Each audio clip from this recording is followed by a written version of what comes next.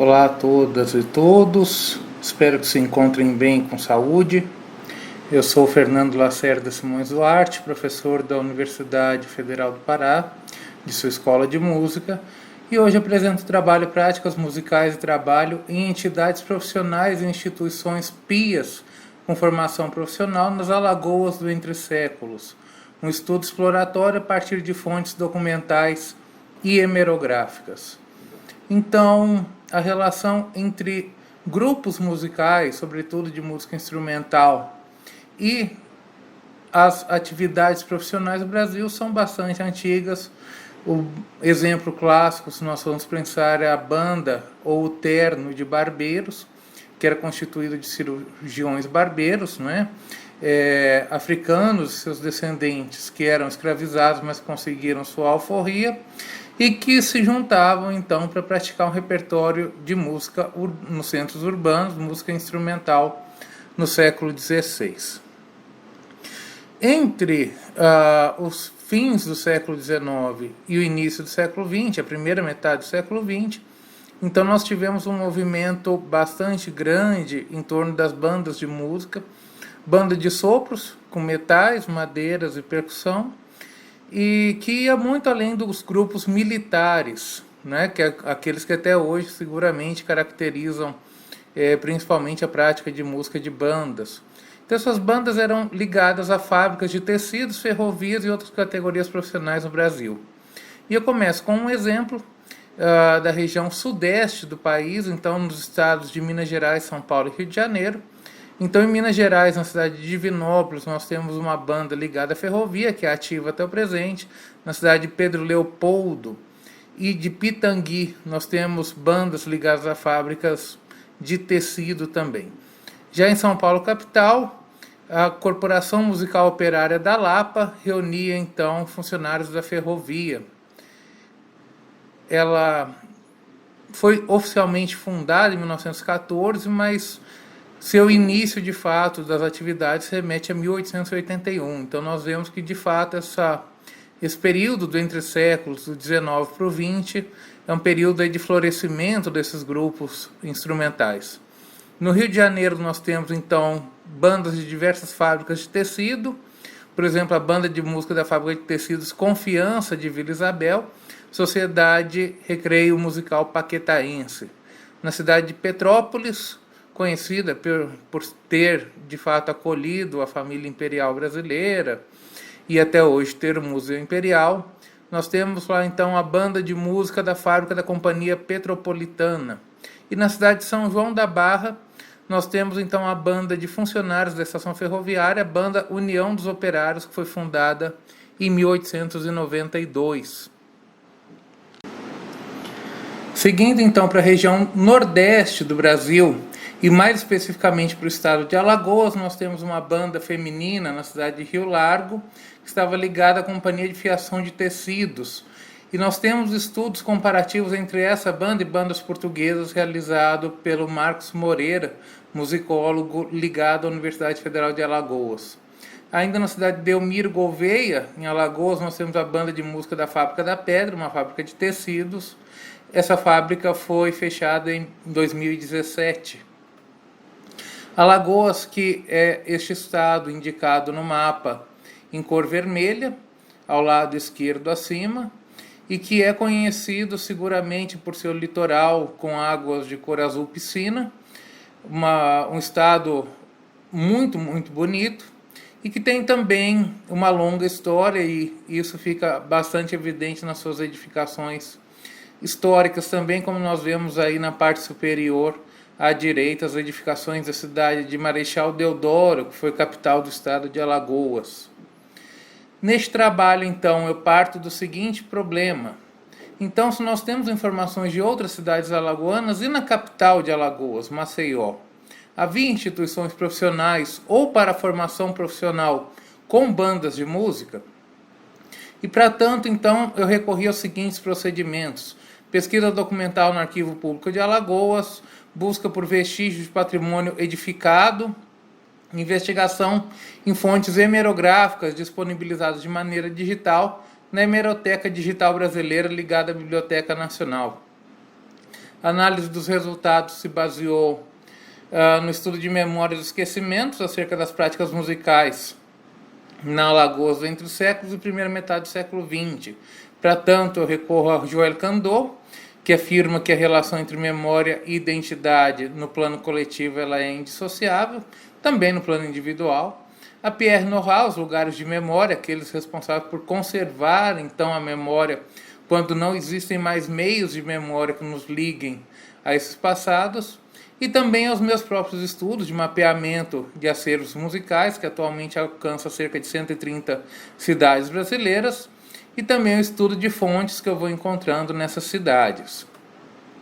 A pesquisa documental, então, basicamente enfocou ofícios, um relatório de atividades, estatutos, regimentos e recibos, todos eles recolhidos ao Arquivo Público de Alagoas de diferentes instituições.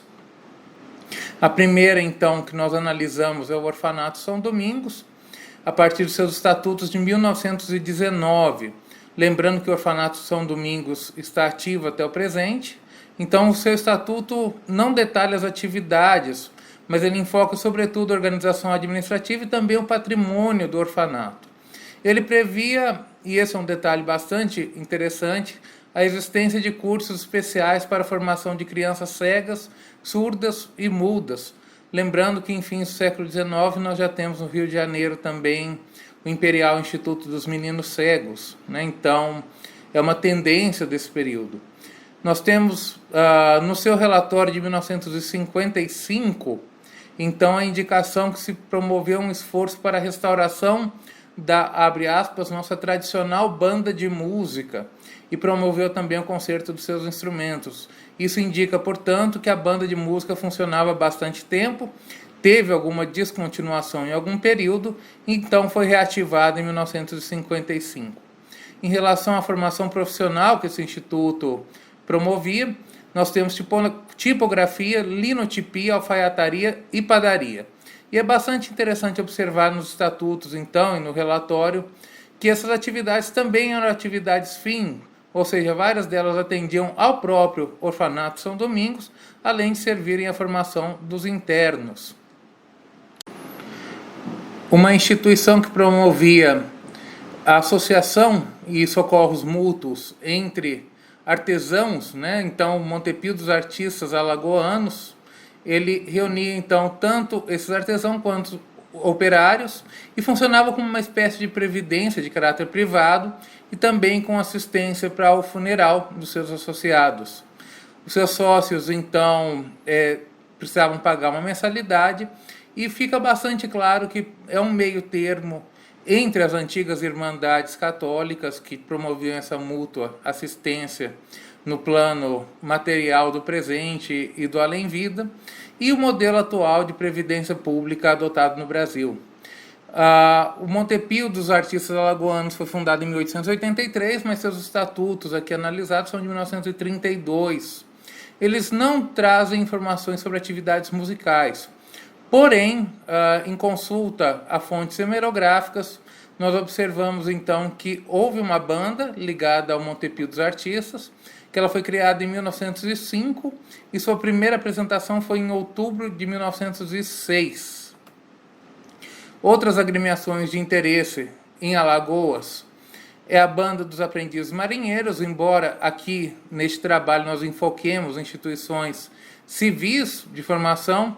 Nós temos então uma banda da Escola de Aprendizes Marinheiros que se apresentou bastante no início do século XX em várias instituições, em várias datas festivas do calendário então local de Alagoas.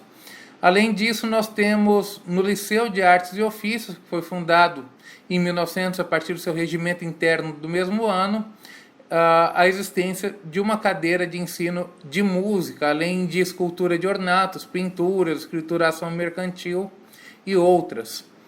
E temos ainda outras agremiações interessantes, então uma delas é o Asilo de Órfãos Desvalidas Nossa Senhora do Bom Conselho, uma espécie de instituição pia, destinada então ao cuidado dessas meninas órfãs.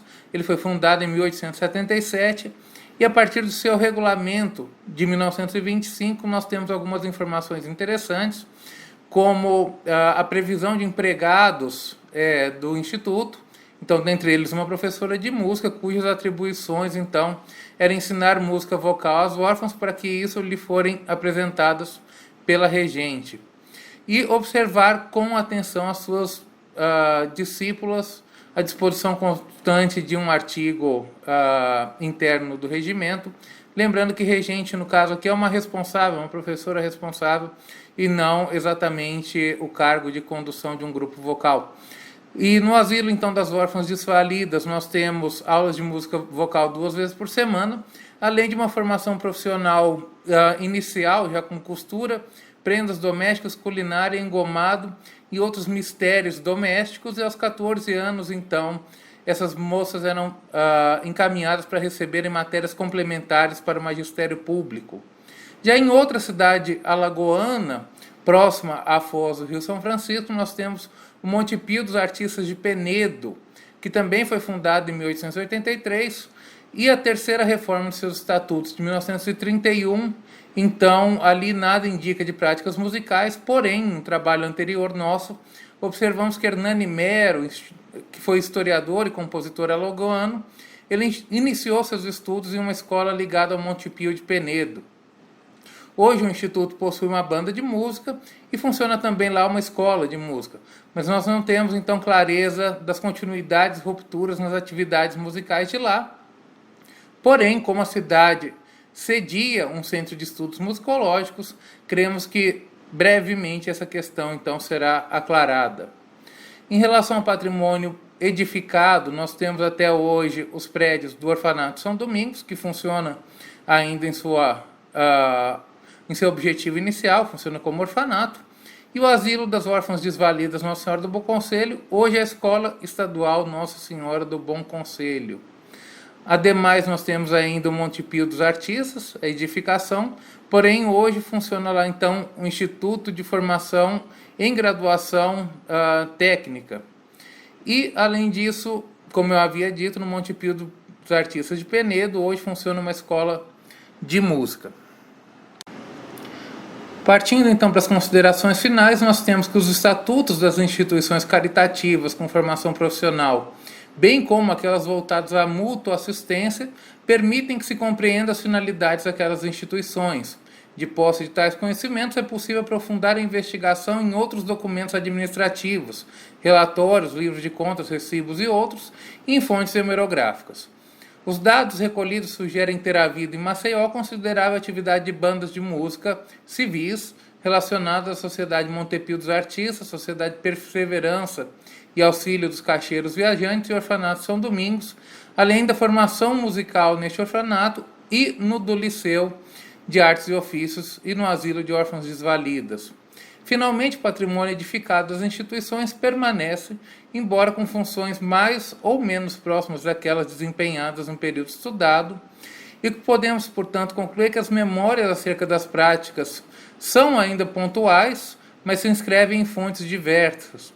Trata-se, nesse caso, de um estudo exploratório que demanda aprofundamento e novas pesquisas, inclusive confrontando os dados com documentos musicográficos recolhidos ao próprio Arquivo Público de Alagoas e também recolhidos a outras instituições alagoanas.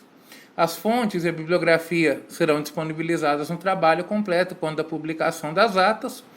E agradeço, portanto, a organização do evento, a coordenação do simpósio temático, ao Arquivo Público de Alagoas pela acolhida e disponibilização dos documentos, os demais colaboradores da pesquisa, assim como a todos e todas presentes. Deixo o meu contato e também o site do nosso grupo de pesquisa Patrimônio Musical do Brasil e do Laboratório de Documentação Musical da UFPA. Muito obrigado.